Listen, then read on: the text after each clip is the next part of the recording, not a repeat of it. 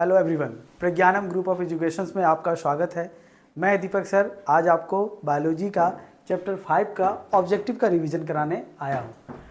सबसे पहले आज हम पहला क्वेश्चंस लेंगे, यानी principles of inheritance and variations में, जिसका पूरा नाम है वंशागति और विविधता के सिद्धांत। इसमें पहला क्वेश्चन है, what is Mendel's law of independent assortment. यहाँ गौर करना है कि पूछा गया है इंडिपेंडेंट असॉर्टमेंट के बारे में कि किस तरीका से मेंडल का स्वतंत्र वर्गीकरण का नियम क्या है। तो मेंडल के स्वतंत्र वर्गीकरण के नियम में जानकारी जो दी जाती है वो एलील की जानकारी दी जाती है। तो सही आंसर हमारा है यहाँ एलील। नेक्स्ट अगले क्वेश्चन में हम लोग आएंगे, विच of the following is an example of A monohybrid cross. यहाँ गौर से देखना है, क्वेश्चंस को समझते हुए आगे बढ़ेंगे। यानी मोनोहाइब्रिड क्रॉस यानी निम्नलिखित में से कौन सा एकल संकर क्रॉस का उदाहरण है। जहां बात आएगा क्या मोनोहाइब्रिड क्रॉस का यानी एकल संकर क्रॉस के उदाहरण में, तो यहां गौर करेंगे हम लोग। सबसे पहले यानी मोनो यानी हो गया सिंगल टर्म्स। मोनो यानी क्या कहेंगे यहाँ सिंगल, और सिंगल के बीच में जो क्रॉस कराएंगे तो सिंगल हाइब्रिड में अगर देखते हैं तो सही आंसर्स यहाँ पे मोनोहाइब्रिड क्रॉस में नहीं दिख रहा है आपको। यहाँ सिंगल के लिए अगर कैरेक्टर देखेंगे तो मोनोहाइब्रिड क्रॉस में होता है capital T cross small T, जो कि नहीं है। यहाँ कहीं आंसर मिसप्रिंट है, तो सही आंसर होगा हमारा कैपिटल टी और स्मॉल टी। चलिए नेक्स्ट अगले क्वेश्चन में आएंगे। Question number 3, what is the phenotype ratio in the F2 generation of A monohybrid cross. एकल संकर क्रॉस कि F2 पीढ़ी की में गुणसूत्रीय अनुपात क्या होता है। क्वेश्चन को और करेंगे, एकल संकर क्रॉस में F2 पीढ़ी में गुणसूत्रीय अनुपात बताना है। तो फेनोटाइप मोनोहाइब्रिड क्रॉस अगर देखना चाहेंगे तो सही आंसर है हमारा है 9:3:3:1। नेक्स्ट अगले क्वेश्चन में आएंगे हम लोग, विच of the following is an example of incomplete dominance. निम्नलिखित में से कौन अपूर्ण प्रभुत्व का एक उदाहरण है। ऑप्शन देखना है, क्या है भाई अपूर्ण प्रभुत्व का एक उदाहरण देखना है। तो अपूर्ण प्रभुत्व में जब कभी आएगा तो इनकम्प्लीट डोमिनेंस में हम लोग ब्लड ग्रुप AB को लेते हैं। चलिए अगले क्वेश्चन में, क्वेश्चंस को ध्यान से देखते चलिएगा। ये एक ट्रायल टेस्ट है आपके लिए, यानी इसमें आपका जो सही आंसर होगा उसको हम इंडिकेट करेंगे। आप अपने तरीके से क्वेश्चंस का अनुमानता आंसर लगाएंगे। What does the term heterozygous refers to. शब्द किसे संदर्भित करता है। यहाँ आप देखेंगे कौन सा शब्द, यानी हेट्रो। हेट्रो का मतलब ही होता है डिफर। हेट्रो का मतलब क्या होता है डिफर। तो इनमें से कौन सा शब्द जो है हेट्रोजाइगस को दर्शाता है। तो हेट्रो यानी डिफर्स, तो डिफर्स में गौर करेंगे। यहाँ डिफर यानी टू डिफरेंट एलिल्स, तो सही आंसर हो गया हमारा हैविंग टू डिफरेंट एलिल्स। यहाँ नेक्स्ट आएंगे terms, what does Mendel's law of dominance state. Mendel का प्रभुत्व का नियम क्या कहता है। यहाँ को क्वेश्चन देखना है, मेंडल के बारे में पूछा गया है और ये प्रभुत्व का नियम। तो मेंडल जो मुख्य रूप से कैरेक्टर के बारे में बताते हैं वो एलील के बारे में बताते हैं। तो यहाँ दो टर्म्स है, एक है one allele mask the effect of the other और दूसरा allele segregate during gamete formation. तो सही आंसर हमारा क्या है भाई one allele mask the effect of the other. अगले क्वेश्चन में आएंगे, question number 9, what is the genetic makeup of an organism called. किसी भी जीव के अनुवांशिक गठन को क्या कहा जाता है। यहाँ देखना है मेकअप ऑफ एन ऑर्गेनिज्म, अगर ये टर्म्स दिया रहेगा यानी कैसा मेकअप, तो genetic makeup of an organism, तो उसका सही आंसर होगा कि जेनेटिक यानी जीन को दर्शा रहा है। तो जीन यानी कैसा यानी जीनोटाइप, तो सही आंसर हमारा क्या हो जाएगा जीनोटाइप। अगले आएंगे क्वेश्चन नंबर 8 में। क्वेश्चन क्या, which type of cross involves two pairs of contrasting test. कौन सा क्रॉस दो विपरीत गुणों के जोड़े को शामिल करता है। यहाँ पे दो विपरीत गुणों के जोड़े को क्या करता है शामिल करता है। तो जहाँ दो विपरीत गुण के जोड़े आएंगे तो वहाँ पे द्विगुणी क्रॉस कहलाएंगे। तो सही आंसर हमारा क्या हो जाएगा डायहाइब्रिड क्रॉस। अगले सेक्शन में आएंगे, what is the F1 generation. F1 पीढ़ी क्या है। F1 पीढ़ी से जब बात आती है कि हमको बताना है क्या F1 पीढ़ी, तो F1 टर्म्स को ही कहते हैं फर्स्ट फाइनल जनरेशन। तो सही आंसर हमारा क्या हो जाएगा फर्स्ट फाइनल जनरेशन। अगले टर्म्स में आएंगे question, which of the following ratio represent the phenotypic ratio of A monohybrid cross. निम्नलिखित में से कौन सा अनुपात एकल संकर क्रॉस का गुणसूत्रीय अनुपात, यहाँ गौर करना है, क्या क्वेश्चन पूछा गया है, गुणसूत्रीय अनुपात। तो जहाँ गुणसूत्र के बारे में बात करेगा यानी एकल में, तो अगर आप देखेंगे कि ये टॉल प्लांट है, इसको अगर हम क्रॉस कराते हैं तो दोनों के गेमेटिक फॉर्म में कैपिटल टी, यहाँ निकलेगा स्मॉल टी, फिर कैपिटल टी और स्मॉल टी मिलके कहीं ना कहीं एक हाइब्रिड टॉल का निर्माण करेगा, टी कैपिटल और टी स्मॉल। अगेन पुनः इस दोनों को फिर से क्रॉस कराएंगे हम, तो क्या पाते हैं, कैपिटल टी स्मॉल टी, यहाँ भी कैपिटल टी और स्मॉल टी, पहले वाले को पहले वाले के साथ क्रॉस करेंगे तो टी टी, फिर पहले वाले को दूसरे वाले के साथ करेंगे तो भी टी टी, फिर तीसरे वाले के साथ करेंगे तो टी टी, और चौथे के साथ करेंगे तो T small T small.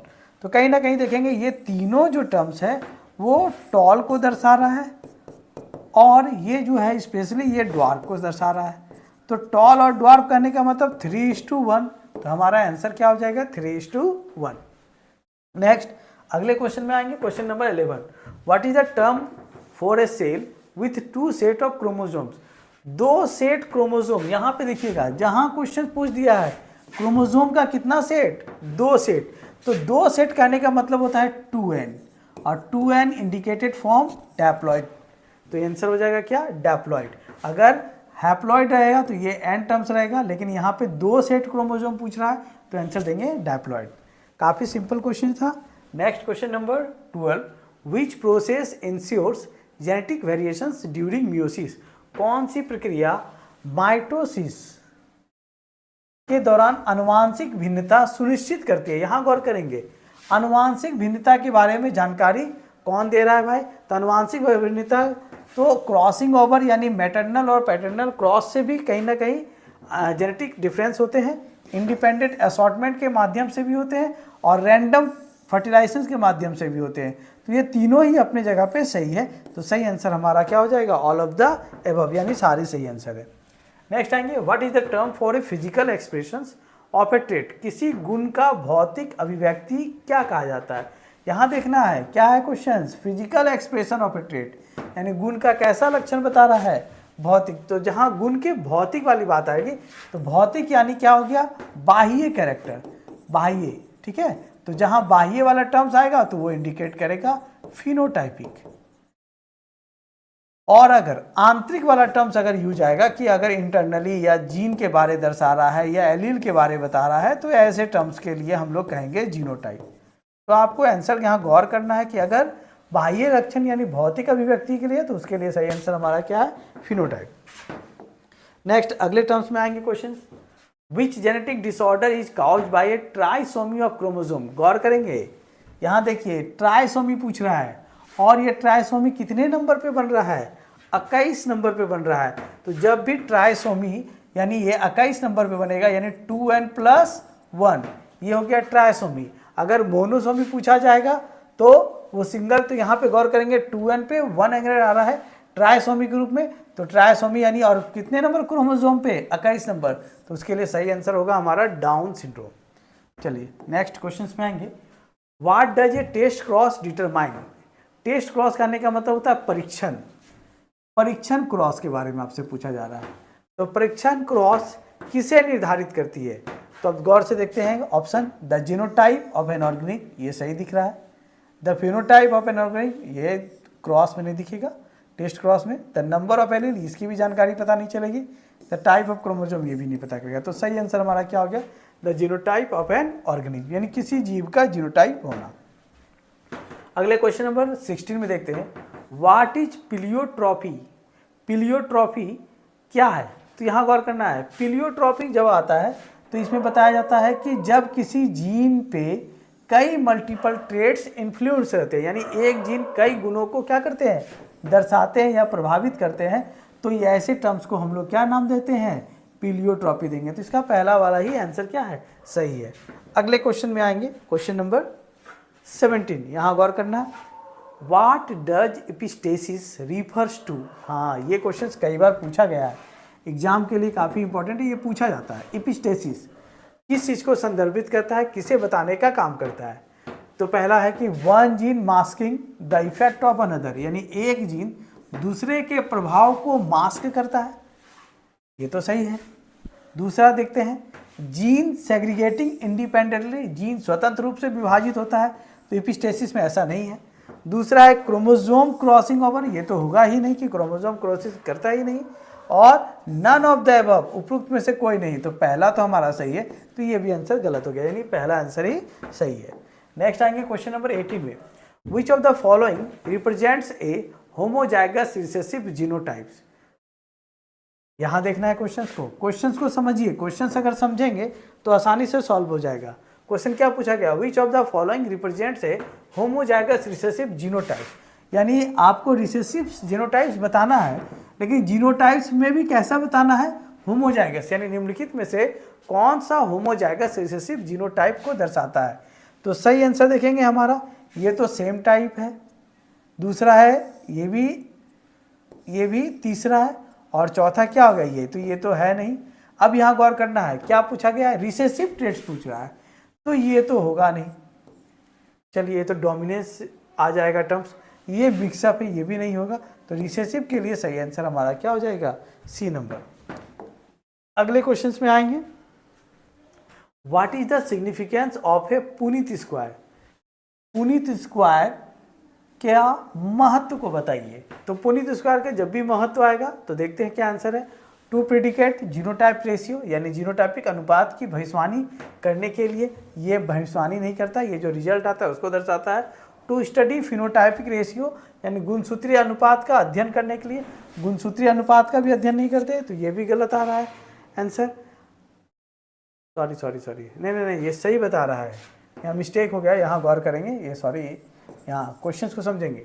What is the significance पूछा गया, पुनीत स्क्वायर के बारे में महत्व के बताया जाता है, यहाँ थोड़ा मिस्टेक हो गया। टू प्रेडिकेट जीनोटाइप रेशियो, ये रेशियो को तो दर्शाता है जीनोटाइप, ये हमारा सही है।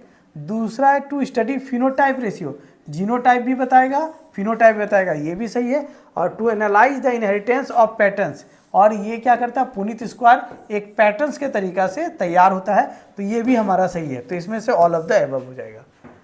चलिए नेक्स्ट आएंगे क्वेश्चन नंबर क्या, व्हाट इज लिंकेज, यानी लिंकेज क्या है। तो लिंकेज में देखेंगे genes located on the same chromosome, एक ही क्रोमोजोम पर जीन उपस्थित होते हैं, ये आंसर हमारा सही है। दूसरा है genes located on the different, linkage में जब टर्म्स आएगा तो डिफरेंट क्रोमोजोम्स नहीं होता है। नेक्स्ट हो गया genes that do not assort independently, genes जो स्वतंत्र रूप से वर्गीकृत नहीं होते, सही बात है, यानी ए और सी दोनों, तो सही आंसर हमारा होगा बोथ ए और सी, यानी डी नंबर। नेक्स्ट अगले क्वेश्चन में आएंगे, क्वेश्चन नंबर है 21, व्हाट इज द रिकम्बिनेशंस, यानी रिकम्बिनेशंस होता क्या है। री मतलब फिर से, कम्बिनेशन मतलब आपस में जुड़ना, तो यहाँ टर्म से क्लियर हो गया कि रिकम्बिनेशंस यानी पुनर्निर्माण बोल सकते हैं या पुनर्जनन बोल सकते हैं। तो यहाँ गया है कि exchange of genetic material between chromosomes, यानी दो क्रोमोजोम आपस में एक दूसरे से एक्सचेंज करके फॉर्मेशंस करेंगे, तो ऐसे टर्म्स को कहते हैं रिकम्बिनेशंस, यानी मैटरनल और पैटर्नल क्रोमोजोम, मैटरनल और पैटर्नल क्रोमोजोम आपस में मिलकर फिर जो ऑफस्प्रिंग बनाएंगे उसमें दोनों का कहीं ना कहीं क्रोमोजोम्स इन्वॉल्व रहेगा, तो such process is known as recombination. तो सही आंसर हमारा पहला ही है, यानी exchanges of genetic materials between chromosomes. Formation of gamete is known as the gametogenesis, यानी युग्मक जनन, ये होगा नहीं। सिग्रीगेशंस ऑफ एलील भी नहीं होगा, नन ऑफ द अबव भी नहीं होगा, तो सही आंसर हमारा क्या हो गया, exchanges of genetic materials between chromosomes. अगले क्वेश्चन में आएंगे, question number 22, which condition is characterized by the presence of an extra X chromosome in males। देखो ये क्वेश्चंस चैप्टर 5 के लास्ट में एनसीईआरटी में आपको मिलेगा। क्या मिलेगा भाई, कि आपको बताना है कि एक्स्ट्रा, अगर मेल्स के क्रोमोजोम में अगर 46 है तो 46 यानी क्या हो गया, 44 प्लस XY, लेकिन यहाँ आपको एक्स्ट्रा क्रोमोजोम मिल रहा है, यानी 44 प्लस XXY, यानी क्रोमोजोम की संख्या जो हो गई वो कितनी हो गई, 47 हो गई। और जहाँ क्रोमोजोम की संख्या 47 होगी तो उसमें क्या हो जाएगा कि नर कैरेक्टर के साथ साथ मादा कैरेक्टर का भी इन्वॉल्वेशन हो जाता है, कहीं ना कहीं स्तन ग्रंथि यानी मेमोरी ग्लैंड का भी डेवलपमेंट हो जाता है। तो इसके लिए सही आंसर हो गया हमारा क्या, क्लाइनफिल्टर सिंड्रोम। ये कॉमन सा है बीमारी जिसको हम लोग कहेंगे क्लाइनफिल्टर सिंड्रोम। अगले आएंगे क्वेश्चन नंबर 23 में, which process can lead to genetic recombinations during meiosis. कौन सी प्रक्रिया माइटोसिस के दौरान आनुवांशिक रिकम्बिनेशंस की ओर ले जाती है। यहाँ गौर करना है, माइटोसिस के दौरान किसको ले जाती है, आनुवांशिक रिकम्बिनेशंस को ले जाती है। तो जहाँ ऐसा टर्म्स दिया रहेगा आनुवांशिक रिकम्बिनेशंस के लिए, और कौन लेके जाती है, माइटोसिस, तो ऐसे टर्म्स को देखेंगे कि इसके अंतर्गत कौन सा आंसर आएगा। तो क्वेश्चन देखना है यहाँ पे कि जब भी कभी आनुवांशिक रिकम्बिनेशन आ रहा है तो यानी रिकम्बिनेशन के अंतर्गत क्रॉसिंग ओवर भी आएगा, और नए टाइप का जनरेशन हो रहा है तो यानी इंडिपेंडेंट असॉर्टमेंट भी आएगा। यानी ये दोनों ही आपका क्या है, सही है। तो जब ये दोनों ही सही है तो यहाँ पे लिखा हुआ है बोथ ए और बी दोनों, तो आंसर क्या हो जाएगा, सही आंसर हमारा सी नंबर। चलिए क्वेश्चन नंबर नेक्स्ट 24 में देखेंगे, what is polygenic inheritance. Polygenic विरासत क्या है, यहाँ देखना है इनहेरिटेंस, ये क्वेश्चंस पॉलीजेनिक विरासत। पॉलीजेनिक विरासत की बात आएगी तो पॉली मतलब ये हो गया कि मल्टीपल, टर्म देखना है मल्टीपल कहीं है तो दिख रहा है multiple. Gene control signal traits, सही आंसर तो हमारा ऊपर ही है कि कई जीन एक गुण को नियंत्रित करते हैं, और नीचे कहीं ऑल ऑफ द अबव दिया ही नहीं है तो इसमें अब बाकी को देखना ही नहीं है, तो यानी सही आंसर हमारा क्या है, ए नंबर पॉइंट्स है। चलिए अगले आएंगे क्वेश्चन नंबर 26 में, विच type of inheritance is soon in human blood groups. मनुष्य के रक्त समूह में कौन सा विरासत प्रकार से देखा जाता है। विरासत प्रकार कहने का मतलब है कि जो पूर्वज से चला आ रहा है, यानी जो पहले वाले से चला आया है। तो जब भी कभी पहले वाले टर्म से आते हैं तो उसको हम लोग कहते हैं कोडोमिनेंस, यानी सहप्रभुत्व। सहप्रभुत्व करने का मतलब पहले वाले से ही चला आएगा। इनकम्प्लीट और ये पॉलीजेनिक वगैरह कुछ होगा नहीं, तो सही आंसर हमारा क्या हो गया, कोडोमिनेंस। नेक्स्ट अगले क्वेश्चन में आएंगे, which chromosomes determines the sex of a human baby. हाँ, कौन सा क्रोमोसोम मानव बच्चे का लिंग निर्धारित करता है।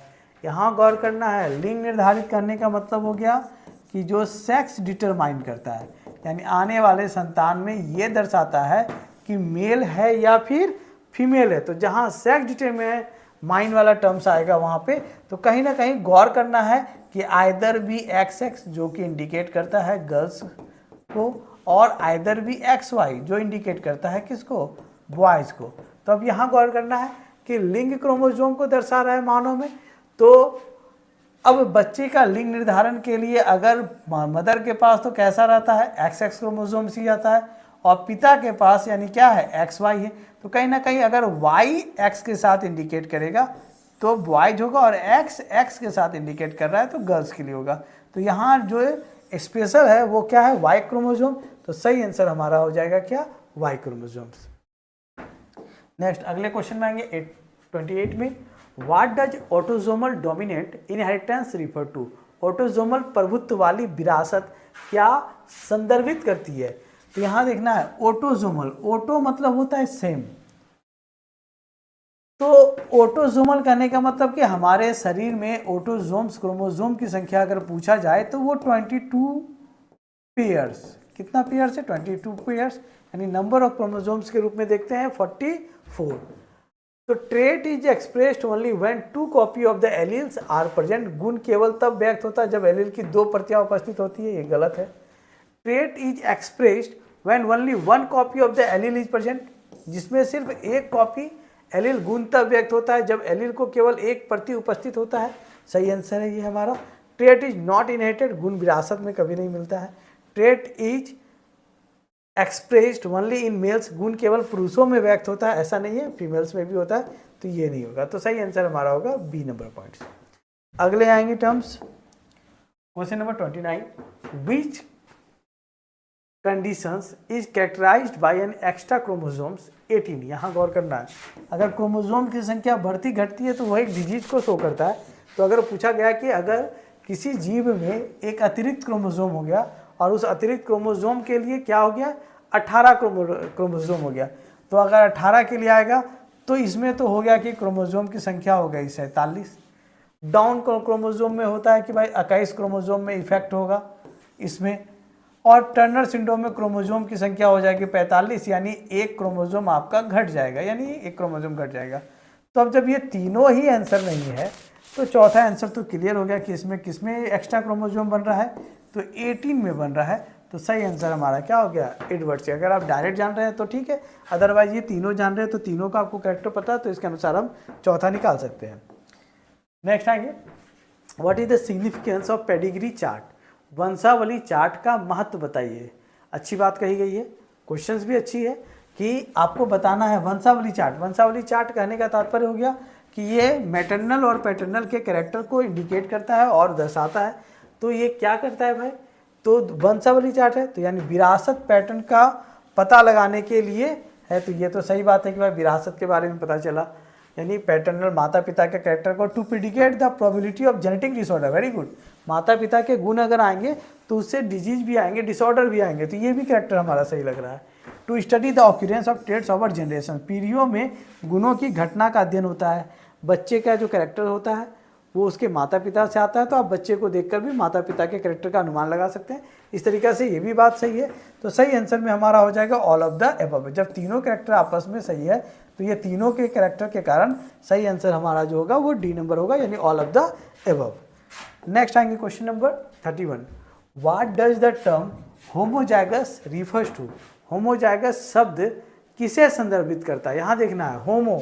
होमो मीन्स सेम, तो जहां सेम आएगा तो सेम कैरेक्टर को दर्शाने वाला होता है।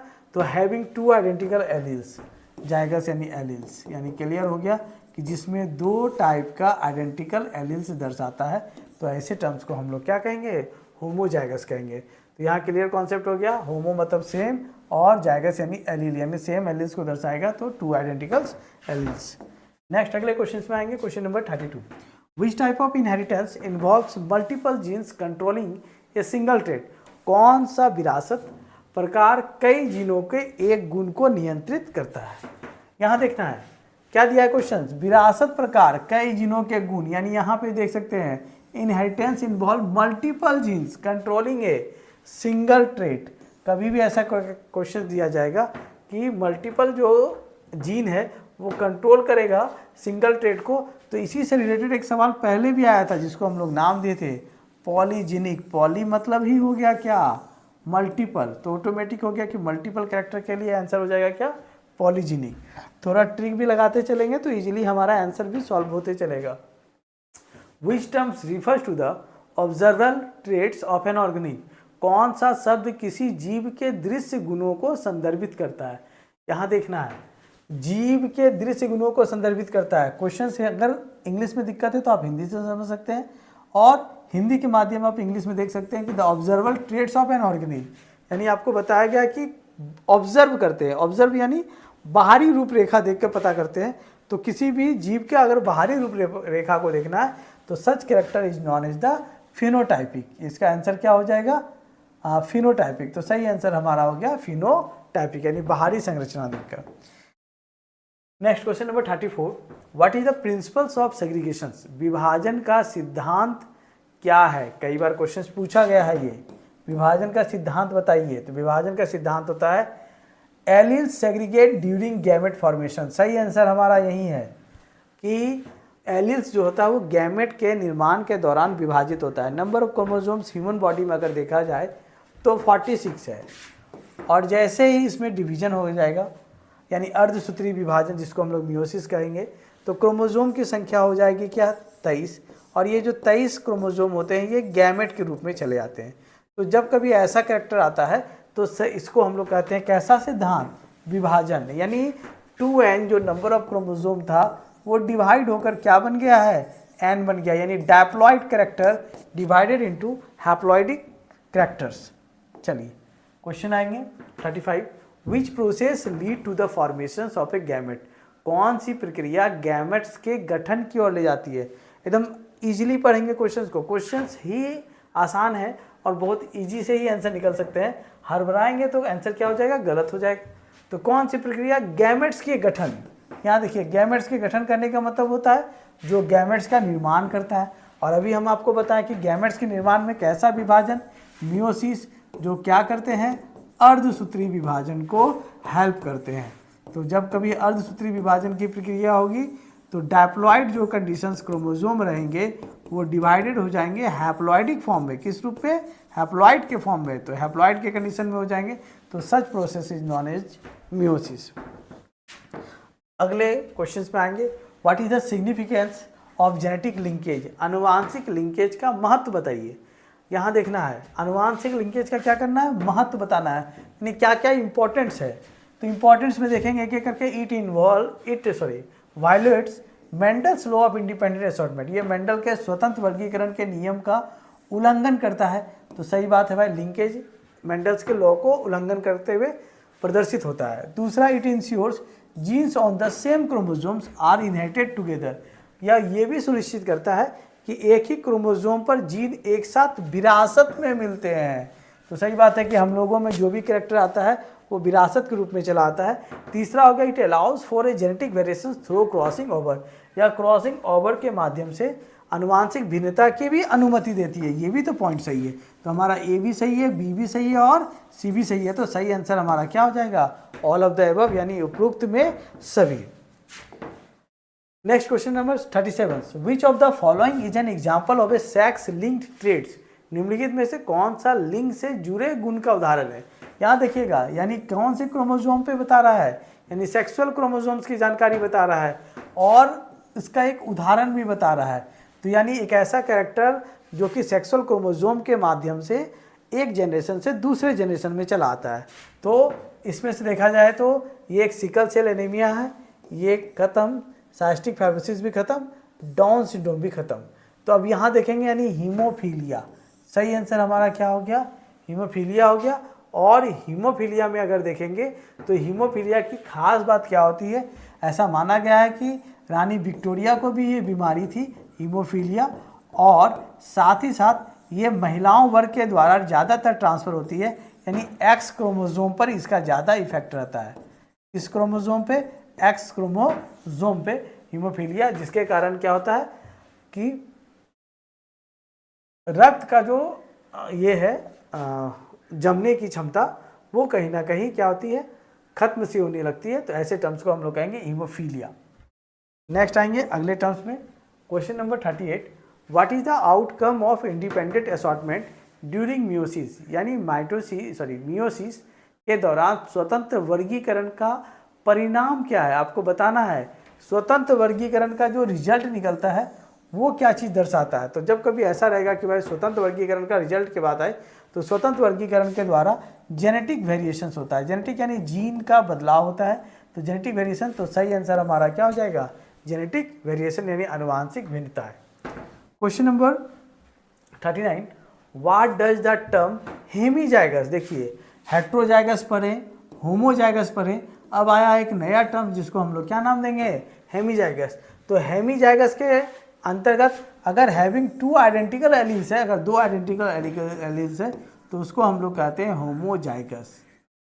अगर हैविंग टू डिफरेंट एलील्स है, अलग अलग, एक कैपिटल है और एक स्मॉल टी, ऊपर वाले में दो कैपिटल या दो स्मॉल टी है, तो ऐसे टर्म्स को होमोजाइगस। ये हो गया हमारा क्या? हेट्रोजाइगस। लेकिन अगर आपको सिर्फ कितना एलील दिया है, सिर्फ एक ही एलील की चर्चा की गई है, यानी ऐसा अगर है एक ही एलील, तो ऐसे टर्म्स को हम लोग कहेंगे हेमीजाइगस। तो सही आंसर हमारा होगा सी नंबर पॉइंट। अगले क्वेश्चंस में आएंगे, विच type of multiplications occurs when A segment of A chromosome is reverse? जब क्रोमोसोम का एक खंड उलट जाता है, यानी क्रोमोसोम में एक खंड जो है वो चेंज हो जाता है, तो किस प्रकार का म्यूटेशंस होता है? तो क्रोमोसोम में जब एक खंड चेंज हो जाएगा, उलटना मतलब क्या हो गया? इन्वर्सन, यानी इन्वर्टेड। तो इन्वर्टेड जो टर्म्स है वो बिलोंग्स करता है किससे? इन्वर्सन से। तो सही आंसर हमारा उलटना, यानी क्या है? क्लियर है। यानी क्वेश्चंस को अगर गौर से देखेंगे तो आंसर भी इसमें क्लियर है, इन्वर्सन्स। अगले टर्म्स में आएंगे, question number 41, what is the significance of A crossing over during meiosis? यानी मियोसिस के दौरान क्रॉसिंग ओवर का महत्व बताइए। यहाँ पे गौर करना है क्रॉसिंग ओवर का। क्रॉसिंग ओवर मतलब होता है जीन चेंजेस करने के लिए, यानी पेरेंटल और मैटरनल कैरेक्टर के क्रोमोसोम का बदलाव करने की प्रक्रिया को हम लोग क्रॉसिंग ओवर कहते हैं। तो इसका महत्व पूछेंगे तो सिंपल है कि जेनेटिक डाइवर्सिटी, यानी जीन चेंजेज हो रहा है, तो आंसर हो जाएगा हमारा क्या? Genetic diversity. आइडेंटिकल तो होगा नहीं, जेनेटिक वेरिएशंस भी नहीं होगा, और नन ऑफ द अबव तो होगा नहीं। तो सही आंसर हमारा होगा जेनेटिक डाइवर्सिटी। नेक्स्ट अगले क्वेश्चन में आएंगे, which chromosomes abnormalities lead to the Turner syndrome. यहाँ गौर कीजिए, टर्नर सिंड्रोम आसानी से पॉइंट जानेंगे। टर्नर मतलब होता है टर्न करना, तो लाइफ का टर्न होना कहने का मतलब है अपने जैसे संतान की उत्पत्ति नहीं कर पाना। यानी मादाओं में कभी कभी ऐसा होता है कि बांझपन आ जाना, जिसको हम लोग कहेंगे टर्नर सिंड्रोम।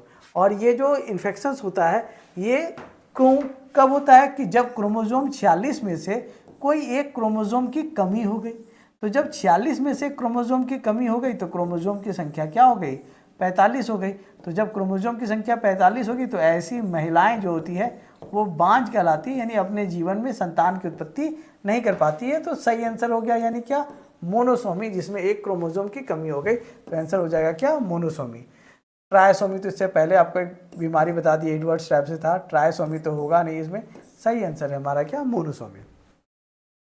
अगले क्वेश्चन में आएंगे, विच of the following is N autosomal recessive disorder. निम्नलिखित में से कौन सा एक ऑटोसोम रिसेसिव विकार है। यहाँ देखिएगा, जब कभी ऑटोसोम रिसेसिव विकार आएगा तो इसका सही आंसर क्या है हमारा, सिस्टिक फाइब्रोसिस। यानी पहले में ही आंसर दे दिया, तो बाकी तीन को तो ऑब्जर्व करना भी बेकार है। What is एनिप्लॉइडी। एनिप्लॉइडी होता क्या है, यहाँ देखिए कि एनिप्लॉइडी क्या है। क्वेश्चन है, क्रोमोसोम की असमान संख्या की उपस्थिति, यानी सामान्य संख्या ना होकर कैसा संख्या होना, असमान। तो एनिप्लॉइडी का ही अर्थ होता है यानी एबनॉर्मल नंबर ऑफ क्रोमोसोम्स का क्या हो जाना, प्रेजेंस होना। ये सही है। एक्स्ट्रा सेट ऑफ क्रोमोसोम पूछे तो ये क्लियरेंस नहीं शो कर रहा है। लॉस तो होगा ही नहीं यहाँ पे, खत्म। Exchange of same chromosome segments, exchange जहाँ रहेगा तो वहाँ चला जाएगा क्रॉसिंग ओवर के खेल पे। तो सही आंसर हमारा हो गया क्या, ए नंबर पॉइंट। अगले क्वेश्चन में आएंगे, what is the phenotypic ratio of a trihybrid cross in the हैव2 जनरेशन।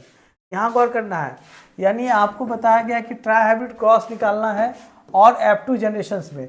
तो अगर आपको देखा जाए कि किसमें यहाँ पे दिया, फिनोटाइपिक रेशियो पूछा गया, त्रिकोणीय क्रॉस का गुणसूत्रीय अनुपात कीजिए। तो ये 1:1:1 तो होगा नहीं, ये 3:1 तो शुरुआत के ही है, यानी ये मोनो हाइब्रिड क्रॉस के एग्जाम्पल में ये आते हैं। डाई हाइब्रिड में ये आता है, डाई हाइब्रिड क्रॉस में 1:1 तो आया ही नहीं। तो आपका त्रिगुणी क्रॉस है, अगर 3 कैरेक्टर में अगर फिर से 9:3:3 अनुपात को अगर हम बढ़ाते हैं तो कहीं ना कहीं ये इस कैरेक्टर को शो करेगा। तो सही आंसर हमारा क्या हो जाएगा, 27 × 9 10:9:9:3:3:3:1। ये देखेंगे, जब कभी त्रिगुणी क्रॉस रहेगा तो आप समझ जाइए कि ये कैरेक्टर तो फॉलो करेगा ही, कहीं ना कहीं उसकी संख्या को बढ़ाएगा। चलिए अगले टर्म्स में आएंगे question, which of the following represents A homozygous dominant genotype. यहाँ गौर करना है, होमो यानी सिमिलर, जाइगोस यानी एलील, और कैसा, डोमिनेंट है। तो सिमिलर हो गया तो ये होमो में ये और ये, तो ये भी होमोजाइगस, ये भी होमोजाइगस। डोमिनेंट कैरेक्टर पूछ रहा है तो डोमिनेंट कैरेक्टर में ये आ गया, और तो डोमिनेंट कैरेक्टर में तो सही आंसर हमारा हो गया क्या, कैपिटल T। अगले टर्म्स में आएंगे, question number 47, what does Mendel's law of independent assortment state. Mendel का स्वतंत्र वर्गीकरण का नियम बताइए। अब देखिए, मेंडल जो भी नियम दिए हैं तो उसका एक परफेक्ट नियम होता है, उसको हम लोग बदलाव या चेंज नहीं कर सकते हैं। तो यहाँ पे साफ साफ दिया हुआ है, genes for different traits assort independently of one another, यानी विभिन्न गुणों के लिए जीन एक दूसरे से स्वतंत्र रूप में क्या होते हैं, वर्गीकृत होते हैं। यानी आपका अर्थ देखेंगे तो आपका यहीं पे क्लियर हो गया कि जीन किसके लिए यानी स्वतंत्र रूप से वर्गीकृत होते हैं। तो हमारा सही आंसर हो गया क्या, ए नंबर पॉइंट। अगले क्वेश्चन में आएंगे, question number 48, what is the karyotype. यहाँ गौर करना है, कैरियोटाइप किसे कहेंगे। तो कैरियोटाइप कहने का तात्पर्य हो गया कि अगर आप पढ़े होंगे तो कैरियो जो टर्म्स आता है वो न्यूक्लियस से बिलोंग करता है। आप कभी सेल डिवीजन में पढ़े होंगे कैरियोकाइनेसिस और cytokinesis. Cytokinesis is the formation यानी डिवीजन ऑफ सेल, और division, cytokinesis division of cytoplasm, और कैरियोकाइनेसिस यानी डिवीजन ऑफ न्यूक्लियस। तो अब यहाँ टर्म्स आया कि कैरियोटाइप बताइए, यानी न्यूक्लियस के टाइप के बारे में। तो the number and appearance of chromosomes in the nucleus, तो यहीं पे टर्म्स क्लियर हो गया, कैरियो से पता चल गया न्यूक्लियस, तो सही आंसर हमारा हो गया ए नंबर। अगले में आएंगे question number 49, which disorder is caused by A defect in haemoglobin. कौन सा विकार हीमोग्लोबिन के दोष द्वारा होता है। तो जहाँ टर्म्स आएगा क्या, हीमोग्लोबिन के दोष के बारे में, तो हीमोग्लोबिन का जो दोष होगा तो उसको कहेंगे हम लोग सिकल सेल एनीमिया। यानी इसमें जो ब्लड सेल्स होता है ये हमारा बाइकॉन्केव के रूप में आता है, लेकिन जब बीमारी हो जाता है तो ये एक सिकल शेप्ड पकड़ लेता है, यानी अर्धचंद्राकार, जिसे हम लोग कहते हैं सिकल शेप्ड एनीमिया, है ना। सिकल मतलब ही होता है हंसिया या कचिया के आधार पे आकार पे बन जाता है, तो ऐसे बीमारी को हम लोग सिकल सेल एनीमिया कहेंगे।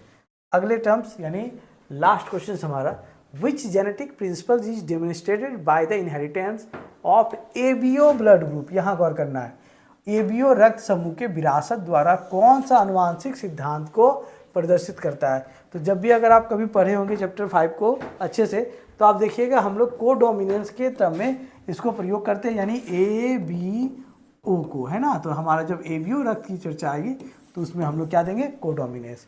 इस तरीक़ा से हमने आपके 50 ऑब्जेक्टिव क्वेश्चंस को सॉल्व कराया, और भी इससे इंपॉर्टेंट क्वेश्चंस निकल सकते हैं जब आप टेक्स्ट बुक का बारीकी से अध्ययन करेंगे, और एग्ज़ाम नज़दीक होने के कारण कहीं ना कहीं अच्छी तरीक़ा से फोकस कीजिए एग्जामिनेशन से। हम भी अपने तरीक़ा से जितना हर संभव प्रयास करेंगे कि आपके लिए ज़्यादा से ज़्यादा ऑब्जेक्टिव क्वेश्चंस को कलेक्ट लाएं, और एग्ज़ाम के लिए जो भी इम्पोर्टेंट रहेगा वो हम आपको शेयर कर सकें। तो आज के लिए इतना ही, धन्यवाद।